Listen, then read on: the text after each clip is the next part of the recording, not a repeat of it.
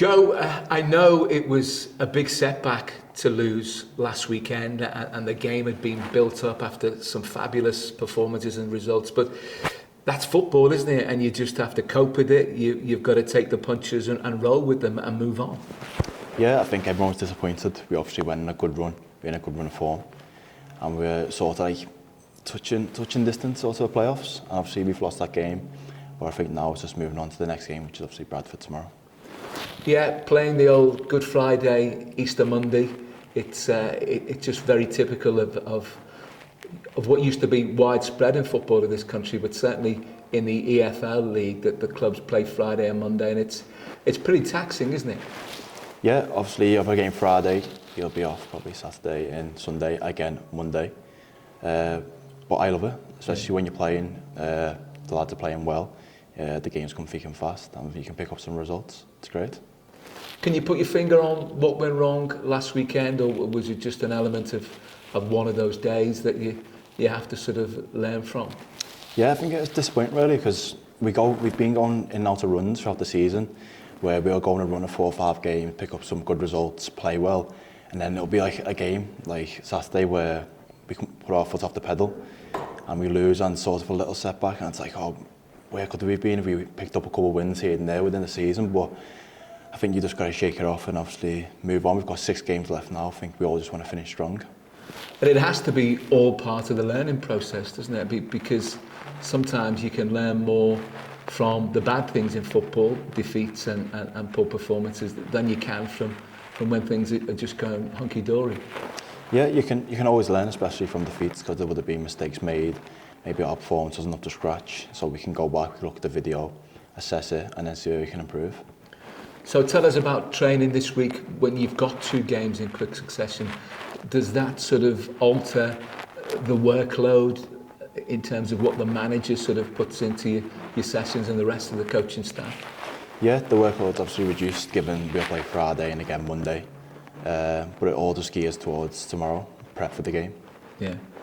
And Bradford in a funny old situation whereby pretty much same points as Tranmere, similar position, where it was only a few weeks ago that they were smack bang in the promotion and playoff push. Yeah, I think that sums up League 2. You win a couple of games and you can be right there to promotion. You lose a couple on the spin and you can be near the bottom. I think it's obviously just finding some consistency in results, really. Consistency is the key, isn't it? Absolutely and utterly, but it is a crazy division, League 2. Yeah, totally. I always think consistency, whether that's performance and results. I think if you have consistent performances, results do follow. So tell us about your personal journey, Joe, since you came to Tranmere in the summer. Yeah, since during the summer, this is local to me. I live 30 minutes away, so I love it here. All the people are lovely. I've been in and out of the team for myself. Obviously, recent games, putting some good performances, so I'm enjoying my football at the moment. Has that been difficult when you're in and out and you want to play regularly?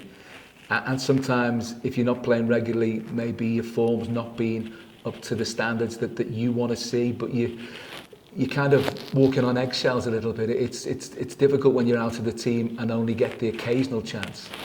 Yeah, I think you've got to be the best professional you can be. When you're not playing, you haven't got minutes under your belt, so you've got to keep up your own fitness, even eat right, do everything right, so when your chance does come, then you can take that chance. I should imagine that the manager is really good at including everybody when you're not in the team or you're not even in the squad on occasion. Yeah, the manager's massive, everyone's involved, whether you're in the start 11, whether you're nowhere near the team. It's a group effort. And as you say, you don't know when you'll be called upon. You just need to be ready. And how does he manage to do that? What are the sort of the tools of the trade that 𝗦𝗨𝗥𝗧 uses to make sure that it's as inclusive as it can be? Yeah, the gaffer's vastly experienced. He's been in a few years, so I think he's got a good knowledge of how to keep a good group together and keep everyone involved. And what's your assessment of how things have gone so far for Tranmere? Still 6 games to go. Could be 6 massive ones. Yeah, I think just take every game as it comes. We take Bradford and then we go into Monday, see where we are, assess, and then there's 4 games left. And as you're saying, this division, you never know, someone drops off and you're winning, and then come the end of the season after Ashington, we see where we are.